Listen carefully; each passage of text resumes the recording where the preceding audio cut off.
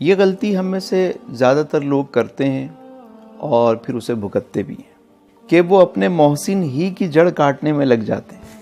मुझे याद है उमैर, मैंने जब अपनी फैक्ट्री के लिए जगह ली तो उस वक्त वहाँ पे कोई बैठने की जगह नहीं थी। तो एक पुराना सा कदीम एक दरख्त लगा हुआ था, उसके सेंटर में मैंने अपनी टेबल कुर्सी वहीं रखी। वर्क स्टार्ट हो गया, आहिस्ता आहिस्ता फैक्ट्री बनने लगी, मेरा ऑफिस भी तैयार हो गया। जब ऑफिस आया तो वो जो इंजीनियर थे वो कहने लगे, सर इस दरख्त का क्या करना है, अब इसको काटना पड़ेगा। तो मैंने पलट के जब उस दरख्त को देखा तो मुझे याद आया कि यार ये तो वही दरख्त है कि जब यहाँ पे मेरे लिए कोई जगह नहीं थी तो इसने मुझे साया दिया, माशाल्लाह जगह दी। फिर इत्तफाक ये कि जब मैं वहाँ बैठने लगा तो वो दरख्त सूखा हुआ था, लेकिन रोज़ाना जब हम वहाँ बैठते तो पानी वगैरह उसकी जड़ों में डालते रहे तो वो हरा भरा हो गया।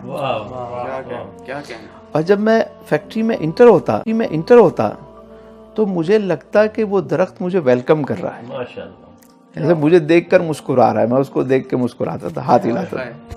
एक दोस्ती हो गई, उससे एक ताल्लुक हो गया। मैंने उनसे कहा, इंजीनियर से, मैंने कहा यार इस दरख्त को नहीं काटना, ये मेरा मोहसिन है, ये मेरा मोहसिन नहीं काटना। सर सारी प्लानिंग खराब हो जाएगी, हल ढूंढो इसका, आप इंजीनियर हो, कोई हल निकालो इसका। मैंने कहा ना सिर्फ ये दरख्त रहेगा बल्कि कि इसके एतराफ में पूरा गार्डन बनाओ, इसकी पूरी फैमिली होगी अभी। माशाल्लाह। वजह क्या है कि कभी भी अपने मोहसिन की जड़ों को खोखला ना करें, ना काटें।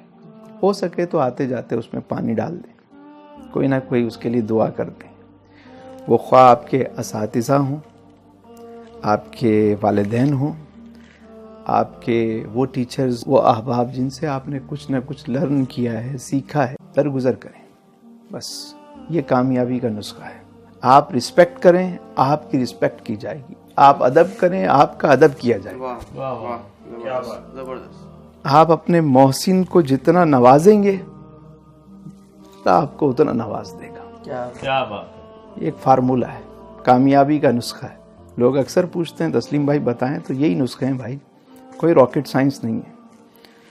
कर भला हो भला।